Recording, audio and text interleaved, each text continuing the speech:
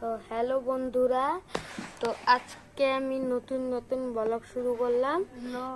তোমাকে একটা জিনিস দেখাবো। দিদি এখন আমার দিদি ওই যে মেহেন্দি লাগাচ্ছে, তো তোমাকে দেখাবো। দেখতে পাচ্ছ এই যে দিদি, তো অলমোস্ট আমার ডান। এই যে এটা সিম্পল, আর এটা তো কিরকম হচ্ছে আপনারা বলবেন, আর আমার ভাইকে লাইক সাবস্ক্রাইব করে দিবেন। ওকে, তো আমরা এখন বাইরে যেতেছি। তো বাইরে এসো না, এখন দেখাবো। আসেন তো তোমাকে একটা জিনিস দেখাবো।